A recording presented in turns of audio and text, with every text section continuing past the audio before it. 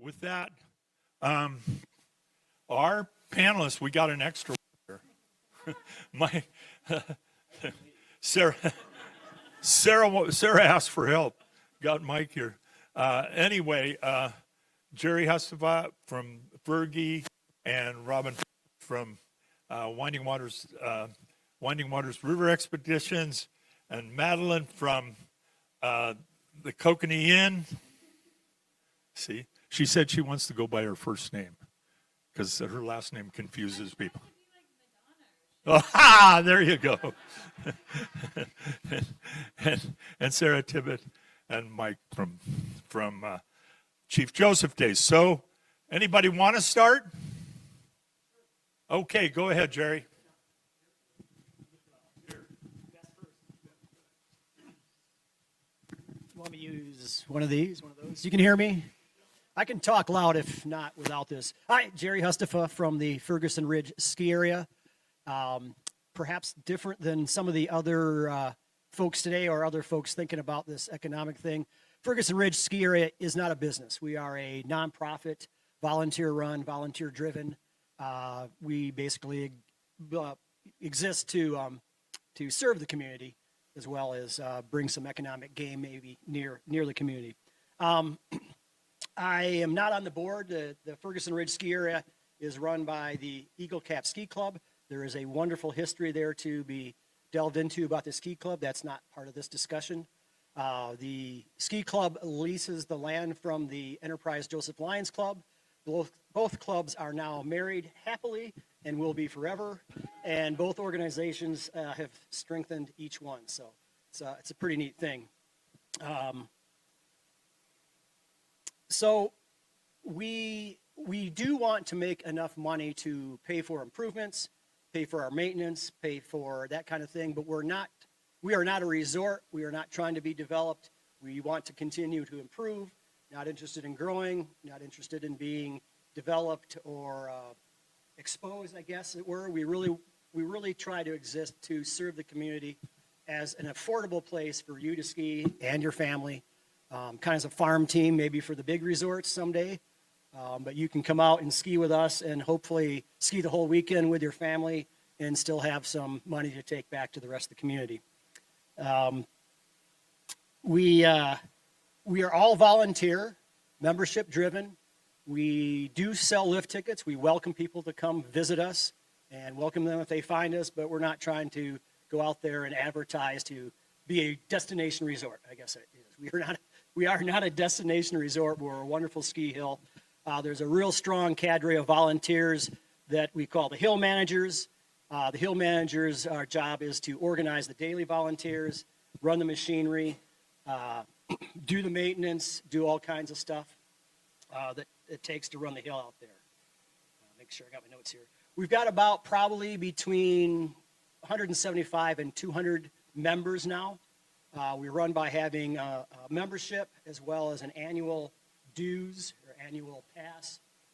You can buy a lift ticket if you want. If you want to ski for less and get your membership, then you are required to work 4 days a year to help us do various things. Primarily in the wintertime, we do have fall and summer projects where we're trying to fight back the woods that would love to grow back on those hillsides up there. Let's see, what else we got to say?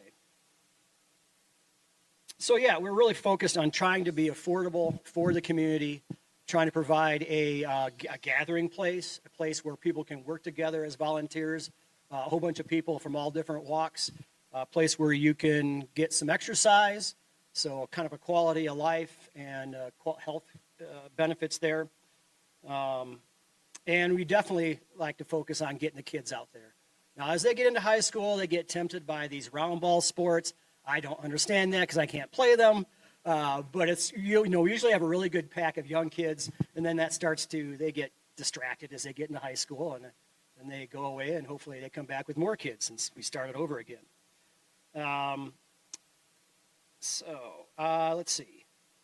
Yeah, so really it's an opportunity to, all of our volunteers get a chance to volunteer and sign up, and we do try to support local businesses. I mean, we have a lot of support from some major businesses here that help us keep the area going. Stangles, the electrical place there, Hillocks. But, we're not a charity, so we do try to pay for all the materials, and a lot of those folks will donate their time, which is immensely important. We also are a host to the Eagle Cap Extreme Sled Dog Race and a host to the Chief Joseph Summer Camp. Both those organizations bring their own organization out there. We basically just serve as a host location and help them put those things on. I'll say a typical season, we haven't collected a lot of data. We kind of started just as COVID hit. So I won't say an average, but a typical season, about 60% of our clientele are local and members. About 30% are local folks, but they're not a member, they just bought a lift ticket. And about 10% are non-local and so non-members. So that's kind of where we break it down in the community. So we said we had 200 members.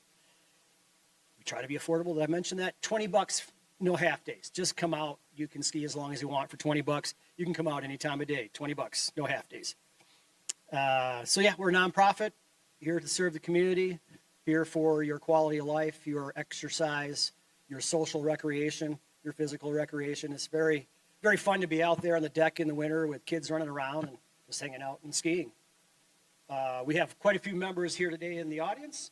We have our ski club president here. I am the current Lions Club president. So again, we work together all the time to keep Fergi going. Lions Club and the ski club work together also to host 2, sometimes 3, maybe 4 school ski days, where we will take 2 schools a day and get them out there to Fergi. The Lions Club and the ski club pays for all the lift tickets, the food, the operations, and we let them just have at it on the hill. It's really quite entertaining. If we're lucky, we have a few people around that can help people learn to ski. We have a great kitchen. We have a great ski shop. So it's always fun to get to schools out there. We try to mix it up each year, or we mix 2 different schools, the alternative school as well, and other people. We're really limited by how much rental gear we can get on the hill, because our rental shop usually has most of their gear already out to families that have a season rental, that kind of thing. So, I don't know, did I miss anything, Willie? All right, blah, blah, blah. There you go. Thank you for listening to me. Hi, everybody. I'm Robin Pace, and I own Winding Waters Rafting, Winding Waters River Expeditions, and we're maybe a much bigger organization than you may think, and that's because we primarily operate in canyons and on the water. And so what that means is the brief glimpses that you may see of our guides when they come into town and are in various levels of cleanliness, they're pretty good at working and then going hiking or jumping in the lake and doing things like that. But who you are most likely to interact with is all of our clientele. And so on that note, we run between 13 and 14 trips in Hell's Canyon a season. That can be up to 18 guests per trip. And that's just in Hell's Canyon. We also run trips on the Grand Ronde as well as the Lower Salmon. And so if you multiply 18 times 13 or 14, that's a lot of folks that are coming in. And all of those folks need to eat. They all need to stay somewhere. And many of them end up staying for several days, either beforehand or afterwards. As far as our employees go themselves, we employ between 12 and 18 full-time guides a season. And then between 4 and 8 drivers, kitchen help as well. And so depending on the volume of clientele we bring down, we can employ anywhere between 20 and 30 people a season, which is quite a few folks. And we really connect to this community in a lot of ways. So I would guess that any given season, between 10 and 25% of the folks that go down the river with us are locally connected. And on top of that, we also work with local organizations. So we run trips with Fish Trap. We run trips with Wallowa Resources. We run trips with Nez Perce Wallowa Homelands and Pandion. Last week, we took the Enterprise High School senior class downriver. And so we really try to connect with as many people during the season as we can. And I think one of the biggest things that we do is we are able to take folks to the edge of Wallowa County that you may not see unless you're on a boat. Because Hells Canyon National Recreation Area is in Wallowa County. The Grand Ronde River is in Wallowa County. And so we're able to take people and introduce them to the land and place and space in a way that makes them care about this area just as much as we all do. And being out of service really enables a lot of time for communication and talking about this community. And so a lot of times when folks come back from a trip, they get excited and they come back for another vacation. Even if that another vacation is with us, then next time they bring more family members and they stay in hotels more and eat more food. And that just feels like a really important and special connection. I forgot to mention this year we're also running a trip with the Greater Hells Canyon Council. It's the 50th anniversary of Hells Canyon National Recreation existing. And so we're really tied into a lot of folks. And I see some folks here who are going to be on the river with us later this summer, which is just really fun. And from we exist primarily in the summertime, right? But our space and location and gear exists far beyond simply in the summertime. So in the wintertime, we coordinate with the Wallowa Avalanche Center. They utilize our boathouse to host guides and educators to teach the avalanche courses that happen. We host Fergi Ski Patrol meetings in our boathouse. We also coordinate gear with the Wallowa Hut systems because they only need their gear in the wintertime and we only need it really in the summertime. So we coordinate and share gear that way as well.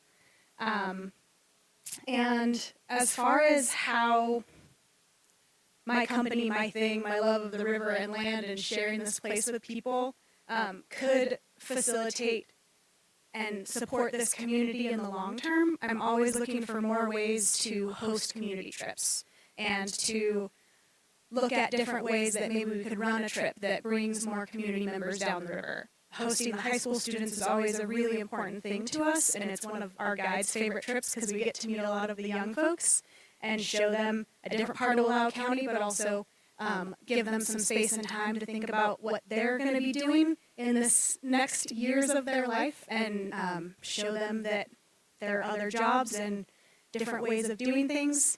And one of the things that we give to anyone who comes down the river with us is you don't have to make any decisions. You show up and you bring your clothes and you get on a boat and then we feed you. You don't have to figure out where you're going to go eat. You don't have to figure out where you're going to go sleep. You don't have to figure out what you're going to do for the day. You don't need to have a short or lengthy discussion with your friends or family members on where or what to do. And so that really gives folks who come with us a true vacation and a true time to relax and take time and be with their friends and family and connect and be with one another and remind us all that we're all just people coming together, and I've got to be part of so many communication or conversations that then lead to other things, whether it's in this community or in other communities. And I think that's what I have for now. It's a long way from speech therapy. Do you used to be a speech therapist? I thought it was school. I had no idea. Hello. I'm a really tragically loud person, so wave if I'm screaming. Hi, I'm Madeline. My last name exists. It's Lau, L-A-U. I'm really honored to be asked to be here in such excellent company. This is very exciting. I am a sixth-generation Oregonian from a very unexciting small town in the mid-Willamette Valley. I came to Joseph in 2011 as an interpretive park ranger for state parks, and I really fell in love with the community, and the thing that I loved was how collaborative it is. There's a joke that if you live here, you have to be serving on at least 3 boards at any time. I serve on 2. I'm on the County Chamber of Commerce board with that fine fella, and then also on the Northeast Oregon Economic Development District board, which is a wonderful gift. And it makes me really happy to be able to engage in community programming in that way. I was the manager of Wallowa Lake Lodge, and a memoir forthcoming about that experience for 4 years, and I left last year when I bought the Kokanee Inn, just in downtown Joseph. So the inn is a bed and breakfast. A lot of people these days are confused by the term inn or innkeeper, which I'm an innkeeper. What is that? Because it's kind of an antiquated idea, I guess. But we're a bed and breakfast. We cater to all kinds of guests. I'm very lucky to have a wonderful partnership with Robin and Winding Waters to host lots of raft groups that come through. I host a ton of backcountry skiers that are coming to do trips with the huts. And I have 9 guest rooms. I can sleep up to 30. We also partner with community organizations like the Rotary Group. I was very lucky to host a recent speaker from Palestine who came to do a presentation here. Also, the Maxwell Heritage Site, I'll host those folks when they have people coming in. And we always host the writer-in-residence from Fish Trap. So I'm super, super happy to host people at any time for any community organization. That is my joy and my gift. So anytime I can do that, please approach me, especially if it's in the off season. I've got a lot of wiggle room at that time. So we can have up to 30 people. I employ a small group.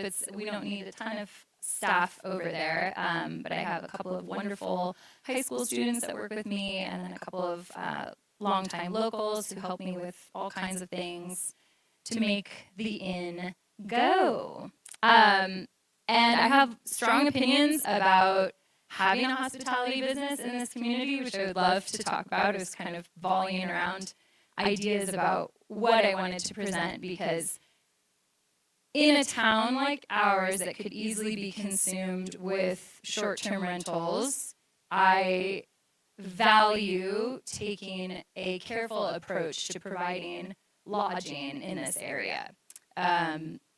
So lots of, I'll just put that out there. So I'm very proud to be able to offer a kind of boutique hotel situation that does not negatively affect our housing in this area, because that was a huge issue that we dealt with every year when I managed the lodge, just trying to find available employees and make sure everybody had housing, and you get very, very creative when you are dealing with those kinds of situations. I'm also keen to talk about any issues that I face as a hospitality business owner in this community if people are wanting to know. A lot of it has to do with administrative stuff within the city. I have some strong opinions about that too. But I will say the vast majority of being a hospitality business owner in this county is a wonderful, wonderful experience. My guests are amazing people. They are coming from all over. Almost all of them have a strong desire to access the outdoors, to recreate, to do this responsibly. I would say my typical visitor to the inn is a conscientious traveler for sure.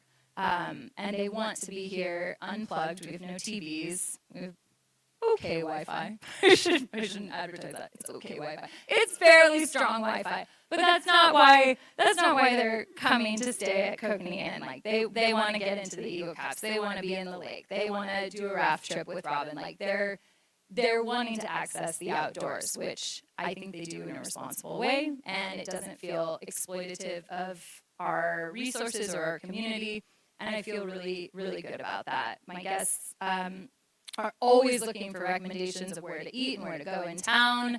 They're strong supporters of our local restaurants outside of breakfast, because I do make breakfast every day. And different attractions like the Rail Riders, different museums, like they're visiting all of these things in our community, and it's all very interconnected. So I guess that's all I have to say for now, except my cryptic remarks about, we'll carry on. So I'm Sarah, and this is my friend Mike, and we're from the Chief Joseph Days. Mike's been doing this a lot longer than me, so he's gonna help me through this. But we are just a short period in July, but we plan a rodeo for 365 days out of the year. So the rodeo is the last full week in July, and we bring in like Joseph quadruples in size from that event. We bring in lots of money. We help the merchants here in town, the businesses, restaurants, everybody, because everybody's spending money uptown during the day. Then they come down to the rodeo grounds for the fun that we have down there. So we help bring in, Mike can talk more of this, but we bring in a lot of money that helps businesses get through the winter. We have one paid employee with Chief Joseph Days, Miranda, who runs our rodeo office. There's 11 of us directors that spend, like I said, 365 days planning for the rodeo. We all spend a lot of our own money, our own time, and we don't get paid a dime. But it's something like we like to do to give back to our community that we're involved in. Chief Joseph Days has been voted the top 5 rodeo in the nation last year, which is a pretty huge honor for a town here in Joseph, Oregon, to be in that standing, running with large rodeos that have lots of spectators, lots of contestants. We have also, just this year in June, we're featured in the Western Horseman magazine. So I think they even talk about the arts and culture of Joseph. So if you guys have a resource to get that magazine, I would highly recommend it because it talks about what Chief Joseph Days has to bring to the community and how we support it. But then it also talks about the arts and the culture of Joseph and ties it all in together. So that just came out the 1st of June. And then we were just recognized in the Cowboys and Indians magazine that was just published the 1st of this month also as one of the top rodeos that you must see in Joseph. We give a lot back. We bring in a lot of money in July, but we don't hold on to that money very long. We give that out in scholarships to local high school students, and then we also give lots of donations to other nonprofits and hand out a lot of money that in return support our youth in Wallowa County and other businesses. Also outside of Wallowa County, we give a lot too. We love to see everybody come out in July and support us because in return we support you guys. What do you have, Mike? Okay, I came here I'm on? Good, they can hear me. We moved here on April 15th, 1993, and there's 2 days in the post office that used to be really bad. And that was tax day and the day after Columbus Day, because nobody took the Columbus Day off back in the days. So I didn't help with the rodeo the first year or two when I was here, but they come in, Community Bank, they come in here on a Tuesday after the rodeo, flop down $500,000 in cash on my desk. Says, we got to send this down the road. It's like, well, farm boy, I haven't seen that much money. If I had my cell phone now, I would have took a picture of it all. But so that I sent it down the truck in my mail wagon, and then on Thursday, they come in with another $500,000. And so I put it back on the truck, farm boy, I've never seen that much money before. So then next Tuesday, they come in and flop down $300,000 on my desk. And we sent out $1.3 million from that 1 week. One bank, there was Enterprise, Wallowa, they had banks. There was U.S. Bank, there was Pioneer Bank, I think, back then. And all that money came from just one bank. That doesn't count all the vendors that used to be up and down the street. They took their money with them. They didn't leave it here and come here. And that's just an aspect of how much money that brought in 1993. It's hard to believe, we brought that much money just for one of the banks. There was 2 others that I know of. So that's how much benefit we do for the community. So. We can go right to questions now.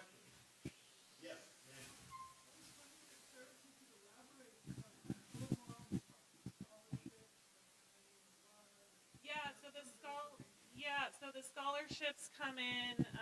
So it's through we have a ranch rodeo that's held it's the last week in June to kick off for Chief Joseph Days.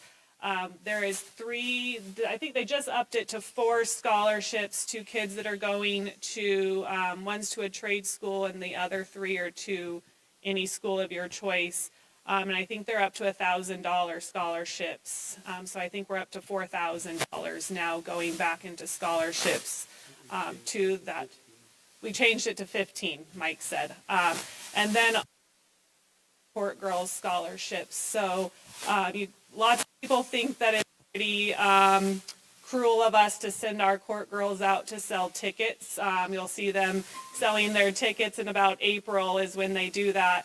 And they get a commission off of those ticket sales. So when those girls are out selling tickets to your guys' doors, we're paying them a commission. So we don't have the totals for this year, but last year we paid over $15,000 back to the court girls for their hard work.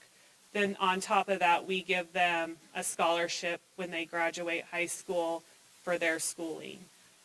So we give out quite a bit of money back to our community girls and guys that are in trade schools or going off to other academic schooling.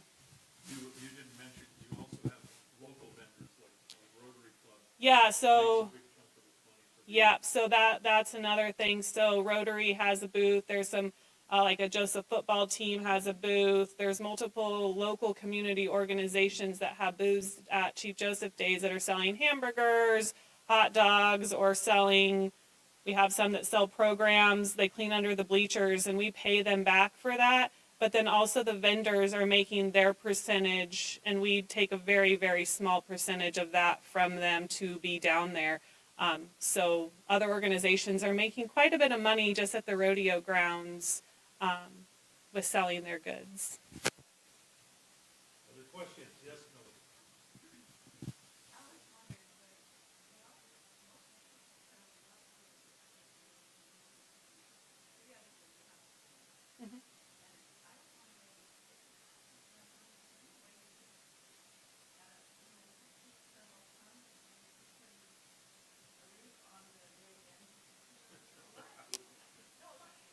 Like on the uncovered section.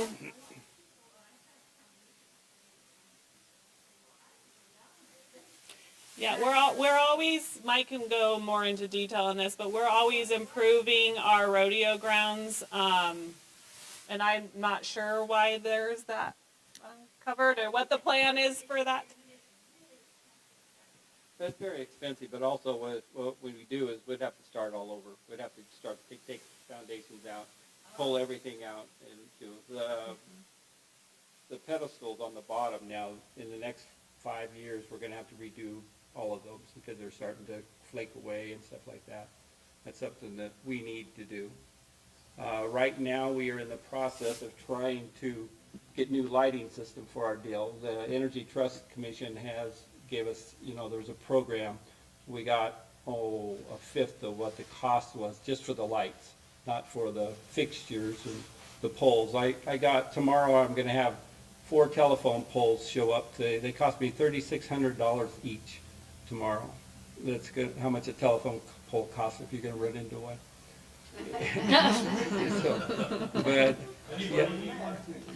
And buy more? yeah, and of course we got this stuff all done. So then we get our guy that we're doing this through. He says, "Well, we just got 150% tariff tax on it." We what? So that's kind of in limbo. So we're not sure what that's going to affect us too on the total price of lights. Let alone we have to get them up in the next 2 months. And he said the factory is supposedly about ready to ship them out. When I says how? Well, I'm not sure yet. So that's all I know. I got 2 months to get 33 lights here for the rodeo arena. Probably a little less than 2, isn't it? Yeah, we're on the Well, countdown. yeah, because we got ranch rodeo, Bronx and Bulls will be using it, other things, and just It's a tremendous amount of money to maintain the arena. exactly. For sure, yeah. So Robin and Madeline, you get all these interesting people from all over the world, right? Do you keep a little catalog so you can call Rich and say, hey, Rich, there's this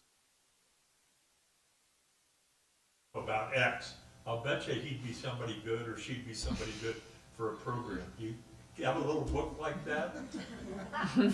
The Rich Schwanschneider book. We'll start one. We can collaborate on that too. It is true that you get some pretty consistent I'm always wondered about this issue because we started the Josephy Center and a big part of our purpose is to bring visitors from outside the community to come in and learn about us and learn about the Indians and the history of the area. But on the other hand, we don't want to be like McCall, Idaho. And so, there's the concern that we're going to get too many people in, too many visitors. Right now, we have such a hard time for workers even to find housing.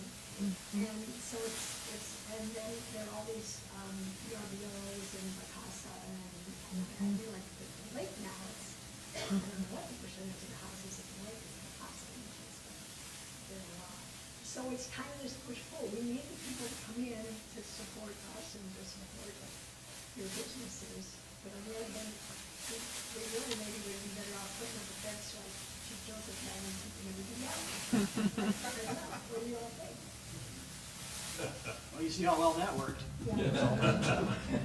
Well, you attacked it a little bit with the housing. Yeah, I'll chip away at that. I think that tourism is an essential part of our community and our economy now. There's no debating that. And whether it's through the rodeo, through rafting, through people that want to have a romantic getaway for the weekend, like it's happening and we rely on it. I think it would be ignorant to say, we can't have this because it's a lifeblood of our community.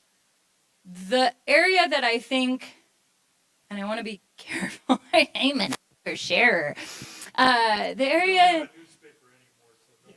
nobody can put us on blast. There's no social media. We're living in a bubble.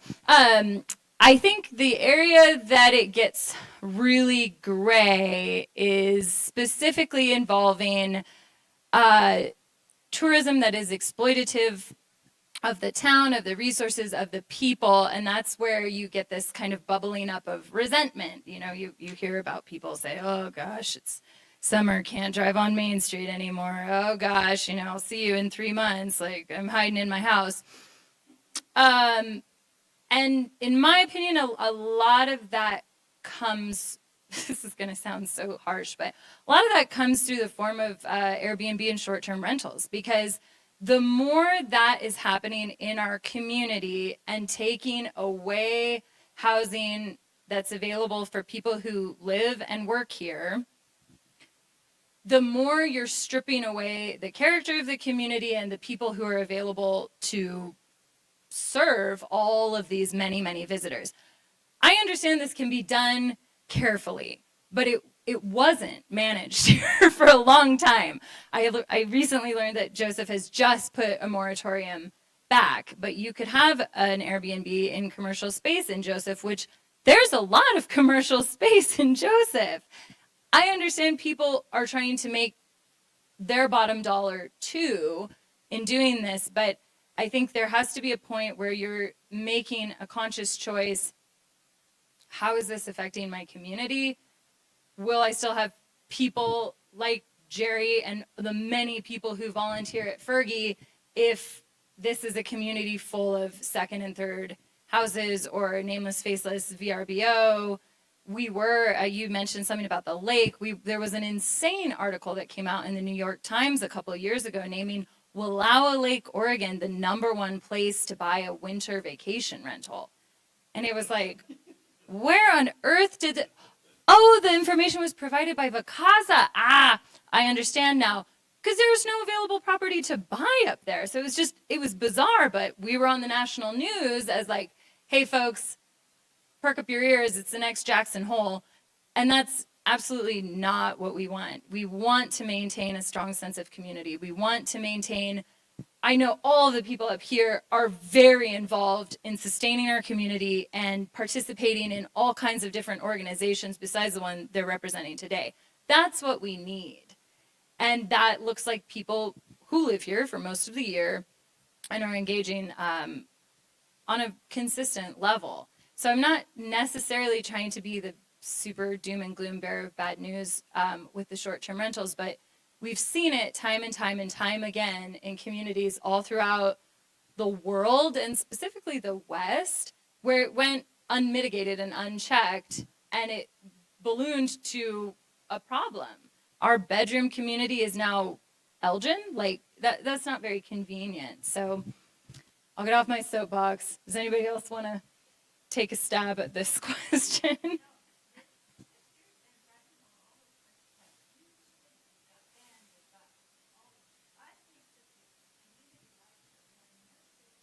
But then also have the skiing and all that, and I think we're safe from that. So years and years ago, We don't have a city near us. years and years ago, we did a winter fish trap on recreation and tourism, and we had the newspaper editor from Jackson Hole. And you know what his first thing was? Do not let them have an airport.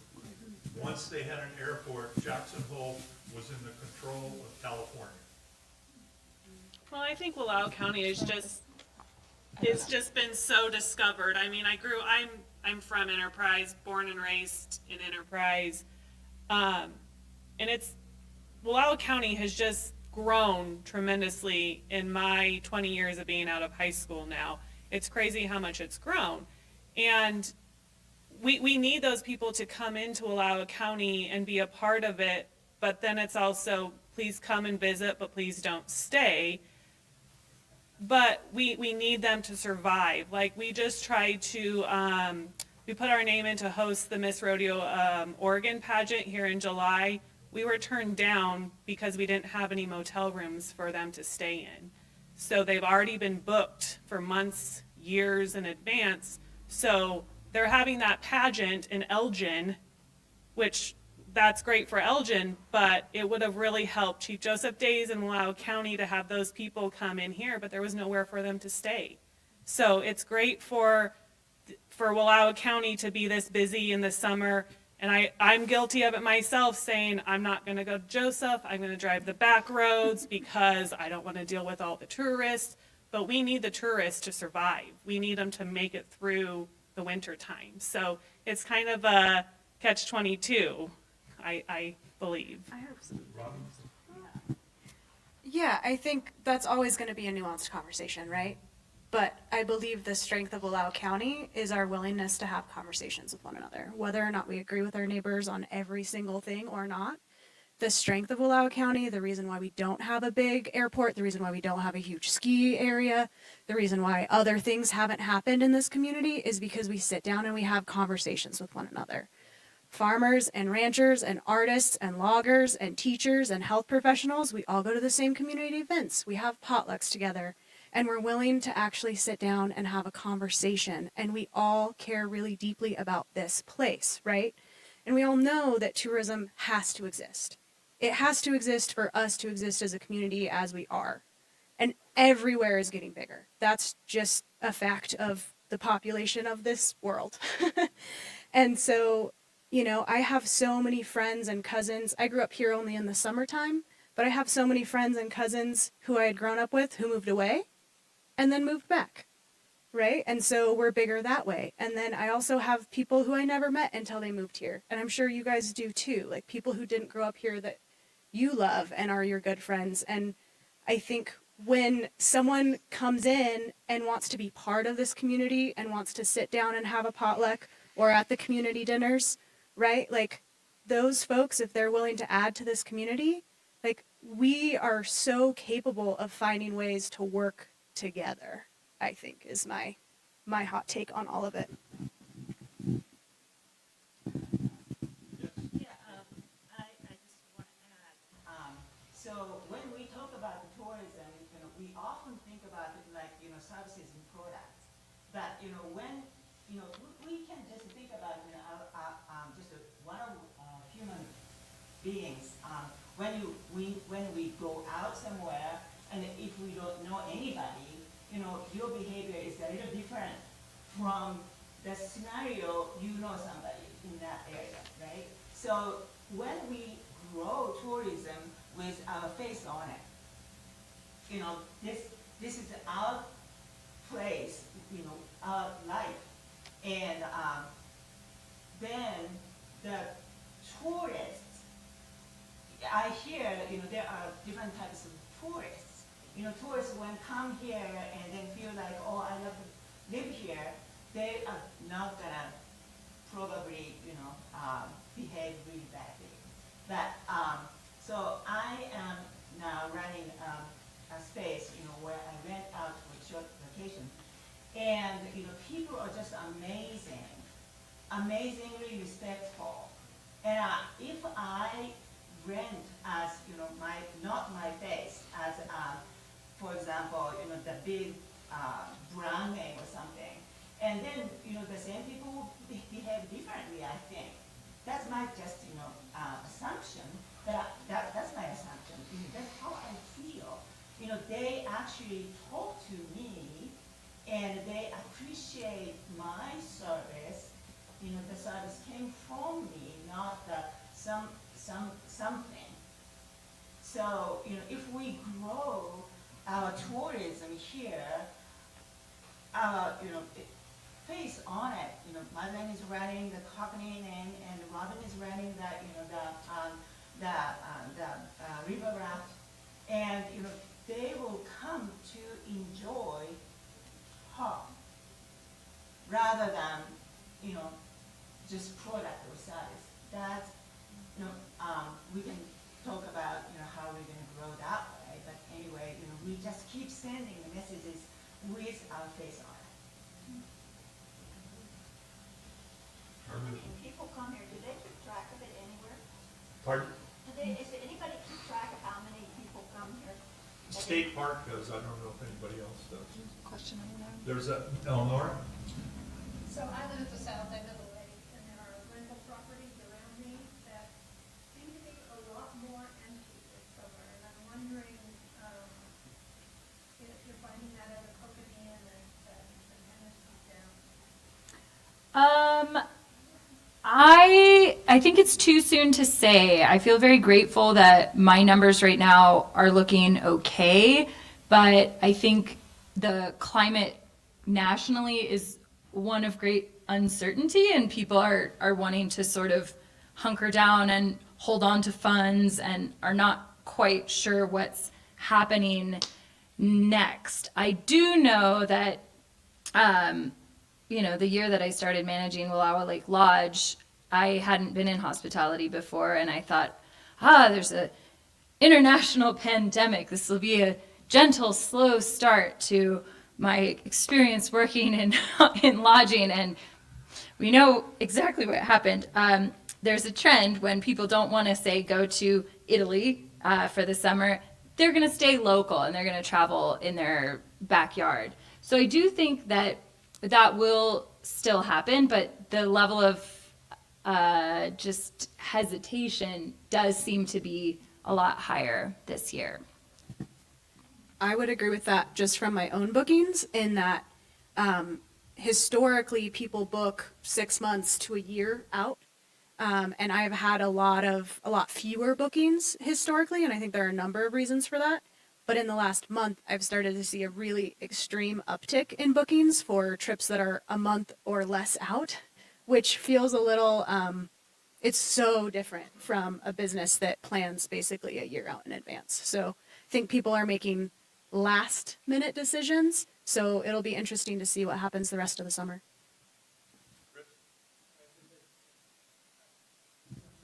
I came from Bend, Oregon. I moved to Bend, Oregon when it was about 8,500 with the population. And all I can say is that people coming into the tourist business, many of them like this area and they move their businesses here. And things are changing down the road. People are able to have their business online, so they don't need industrial area or this or that. So one at a time, people can come here. So you are introducing this area to people that may be bringing their businesses here. Something to think about. Well, we saw that during COVID, that people could work from home. So why not work from home in a beautiful place that they love and get out of like Cortland, Bend, all these places? And they came to Joseph. They came to Wallowa County because they could work remotely. So that's increased our population too, is during COVID, they worked from home. They could do that. I want to add, if I can, I don't necessarily think, don't shoot me, I don't think it's a problem that people desire to live in our community, right? Like, I've heard people say, like, well, if you like our community, then come and embrace the community. Don't bring Bend with you. Don't bring Portland with you. We want to keep the community how it is. And I think that happens in large part based on what Robin was saying, like, we do collaborate. We do have these conversations. This is a really beautiful melting pot of people from different backgrounds.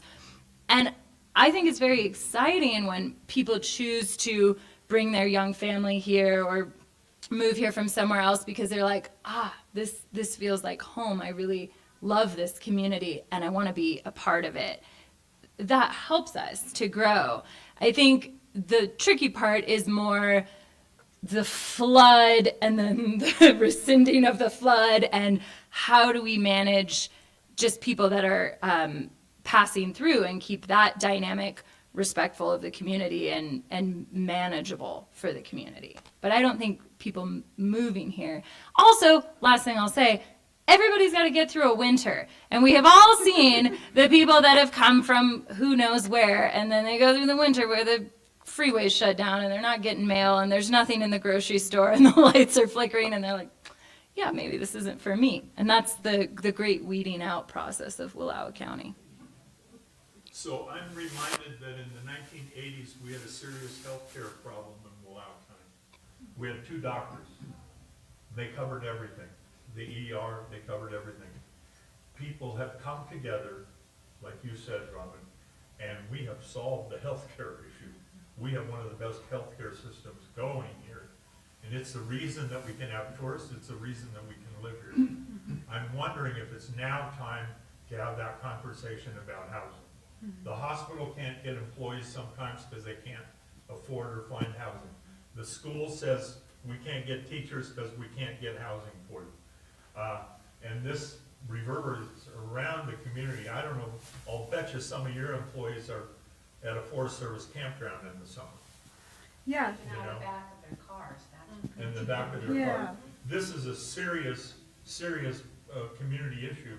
And I know Wallowa Resources is trying to do a little bit, and I think the whole community really needs to come together and get around this whole housing issue. I have a really strong belief that the solution for this is way more nuanced than we want to think about. There's a constant conversation of, we have to encourage ADUs, we have to encourage tiny homes. But Wallowa Countyans, for the most part, are really not comfortable with that idea. And something that has happened in other resort towns in the West has been a tax incentivization program for homeowners who have second or third homes, or people who have bought a house specifically to use it as a short-term rental. And it's like my dearest wish that we could implement something like that in the county, where property owners were incentivized financially to switch from that short-term model to a long-term model. One thing I'll say about hospitality businesses is I am taxed in 5 different ways: federal, state, and then city, county, and state lodging tax. That lodging tax, wild gesticulating. That lodging tax goes in part to fund the Chamber of Commerce. Great, I'm super supportive of that. I don't really know where the rest of that money goes, and it's a huge quantity of money. So the question I have is, why couldn't we divert some of that money to a financial payout to a property owner to say, hey, if you commit to 8 months out of the year, long-term rent your property to somebody who's working locally, here's some money for doing that. because it's going to take way more creative solutions than a developer coming and building a whole village of tiny homes. It's just not going to happen. Comments, questions out here? Fine, I'll just do a go back. Yeah. Unless you're gonna challenge me on something. So it's not like Fergi doesn't care about, the winter economy. One thing I forgot to mention is in a good year, and some years we're only open a few days, some years we're open quite a few days. We're only open weekends and holidays anyway. But on a good year, we will have about 2,500 user days out at Fergi. So if you think of that in terms of just being Saturdays and Sundays, that's quite a bit of people at least getting out of their house, driving by the gas station, going to the restaurants when they're done skiing because they want to celebrate, buying some bread from the farm stand, that kind of thing. So we do care about supporting our local community, or our local businesses, but we're really focused on just providing a space for local people to come out and affordably ski, get together. There's been a lot of influx of our new volunteers, our new people that have moved here, whether it's healthcare, retirement, second homes occasionally. And it's really fun to have an opportunity to work with these people out there and have a shared experience. I don't remember what historian said that, that's one of the problems America is facing now is we don't have enough shared experiences. Everyone's sort of fragmented now. And you can come out to Fergi regardless of your political beliefs and focus on Fergi. And, maybe you leave those beliefs aside, but if you get a chance to work with people focusing on what you want the place to be, it's a good way to bond. So. We need stickers. Focus on Fergi. Well, we're always looking for new stickers. We've got a few good ones out there. It's always time for a few new ones. Mike wants to, go ahead. I help a guy with an excavating business. I've been postmaster for 23 years or so in this county. I've been on every road there is and mail the mailboxes. But I've been up canyons and draws where people are coming into the county building things. And there's another area, I won't say where it is, but they've been building, we probably built 7 houses up there in that area. Right now, I know that 4 of them are for sale because they've been here. They have no Walmart, they have no services, they have, they think they want to get away, but they don't. And these people moving in here, cost is not an object. They have more money, they don't care what it costs. And we've been doing groundwork for some houses that are just beautiful. And like I said, in 3 or 4 years, they'll probably be selling them and moving down the road. Well, just 25% of our housing is now second homes. Are you sure it's that low? Well, that was a couple of years ago. Yeah, I think it's higher now. Yeah, Jerry. Madeline and I are also on the Chamber of Commerce board. And it's a very interesting experience for me, not as a business owner, to be involved in what the chamber is trying to do. And as I understand, across the state, there are chambers that are focused solely on business things. There are chambers that are focused on tourism things. This chamber does both, or tries to do both. In coming up next year with our strategic plan, what are the things that chamber's going to start trying to think about? I don't even know the better word. I think we're going to call it destination management. It's like not just promoting for the sake of promoting, but how do you work with the community, get a sensing of how, everyone has a different opinion about how many of what we need. And we want to support businesses so they can stay open year round, hopefully, if not at least most of the time. But there's a lot of very interesting conversations there because we're all sensitive to becoming the next Wally world. I don't think we're safe. There is no safety now with the number of people in America, having more people in America. There is no place safe. We will be in much worse shape if we ever choose to do developments like a ski resort, a housing development, golf courses. That kind of stuff is really going to crush your community. We'll be fortunate if we can manage and thrive with infilling a little bit here, a little bit there, and kind of manage that growth how we can take care of it. So we're going to be kind of sort of stepping into that. We'll see where that goes. There's not much we can do about it without other groups like that you mentioned. You brought up a good point there, Jerry. And the reason why you say you talk, people get together and talk about things. it's interesting going to city council meetings.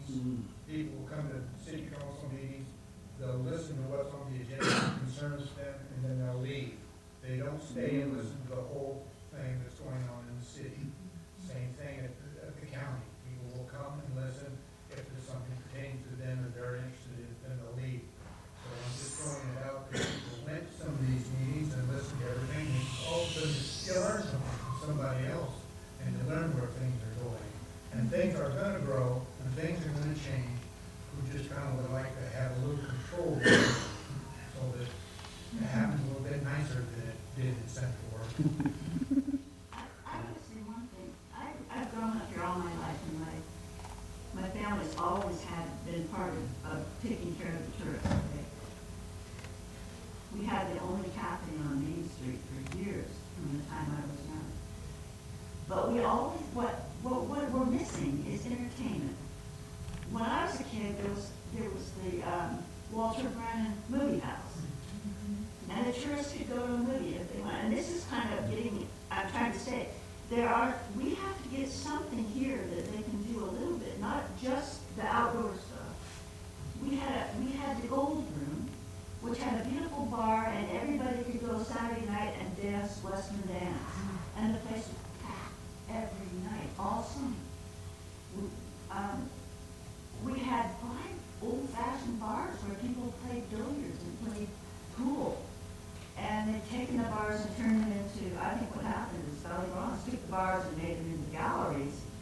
And they were they were the places where the Indians hung out here and the Cowboys hung out there in Joseph. So the nightlife, the entertainment part of the little western town that made Chief Joseph famous went away when we got the art in here. So if there was any way we could bring back, I know you are all taking care of people in your facilities, but if there's any way we could bring back any kind of entertainment here, I rent rooms out at my house, or used to mostly, and they would say there's nothing to do here at night. So I think some of that though, so we used to have, after the rodeo, the next weekend in between Chief Joseph Days and the fair, we'd have the Backcountry Bash. So we would have we'd bring in music. It started out as just a day, developed into 2 days, but we quit doing that because it was the same group of us doing everything. So we were doing the rodeo, we did the bash, we went to the fair, we did everything. We were tired, we were wore out, we were burnt out. And then to turn around and ask, even though it was a different group of people coming to the bash than it was to the rodeo, it was a lot to ask our volunteers to volunteer 2 weekends in a row. It was hard to ask our sponsors to sponsor 2 events back to back. So we ended up canceling it, but we hope we can bring in some more entertainment. Like we're gonna have the Lowdown Drifters Thursday night of Chief Joseph Days in the Thunder Room for people that aren't the rodeo goers, that are more into the music and that nightlife. But it's hard in Wallowa County because the same people that are involved in one thing are involved in multiple, and you're burning out your volunteers. You can't even get people to work. Like There's only so many available bodies. yeah, you can't get people to work, and so it would be lovely to have something like that in Wallowa County again, like a bowling alley, a theater or something. But to try to find somebody to work at those places is getting impossible. So the key was when there were a lot of businesses like that, it wasn't the volunteers who were having to do it. No. People were making money doing it, and that made a difference. I think the difference though is if there were 5 bars back in the day, that also meant there were enough people who lived here year round to support all of those bars in the wintertime, not only the summertime.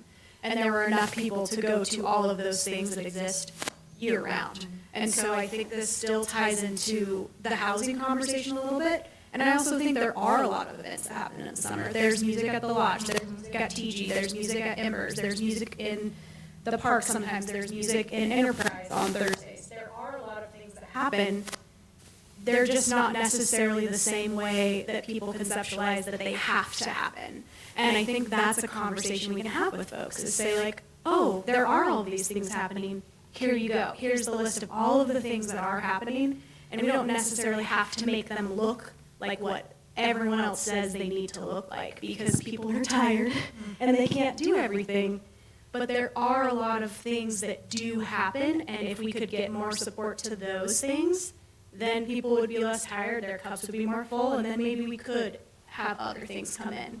But as far as having, 5 more places for activities, those need to come in one at a time, because the community in the wintertime needs to be able to support each one of those and have money to sit in there so that that business can sustain. I'm all for more bars. But you can only hit so many a week, so, You're right, I had leagues all winter long. I mean, people bowl on bowling, and you couldn't wait to go every week, that was bowling the alley would be part nice. that- And people did go to the bar on Saturday, and they did dance every Saturday night. But when I go up to the Joseph High School, I look up on the wall and there's every class is up there. And I look at the class of 1960 and they have flat tops and the girls have those glasses that wings out like this. And I said, when you get on the train is just as important as where you got on the train. And we are subject to society, what goes on. Movies, people are streaming everything now, running a new movie house is harder. Bowling, I don't know what the status of bowling is, but we're part of the nation, and we're part of a larger culture. So we can control some things and others we can't. And we shouldn't be able to control everything. But I do think, I really thank you guys for bringing up the housing thing, and I think that's one of those things that's been sliding underneath. How many of you see High Country News, the journal? High Country News had a piece on Bozeman. you want to panic, go to Bozeman right now for the growth. And they have a dormitory for workers. A dormitory for workers So they've because. done that in other cities. Yeah, we're- Pardon? The city of,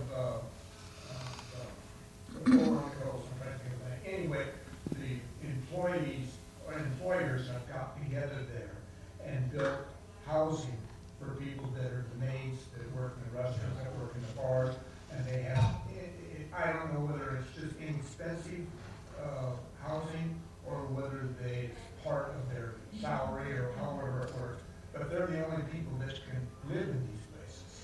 On the other side of that is, one of the guys at Safeway told me, one of the checkers, I make $13.75 now. Okay? And I asked Mike Goss to be on a panel here, and Mike said, bring up this, we can't afford to hire people anymore because the hospital's paying too damn much. So we have another dichotomy here in the county, which is people, and the checker said, we're all trying to get at the hospital, right? They're all trying to get $20 or $18 an hour. And so we've got a housing problem. We've also got this problem of Wage disparity. seasonal work and low wage. And don't even start talking about skilled laborers and contractors, where the room's gonna light on fire. Well, anyway, we uncovered some problems there too. I really thank you all. This is recorded, so we'll get it back to you, and you can use it however you want to use it. Rich, you didn't ask me if I approved to be recorded. You're stealing my soul. I haven't talked to your attorney. I will, yeah. We'll talk later. Yeah, it's always, what did they tell me years ago? It's always easier to apologize than to ask permission. There you go. Hey, come see us this winter. Come see us this winter.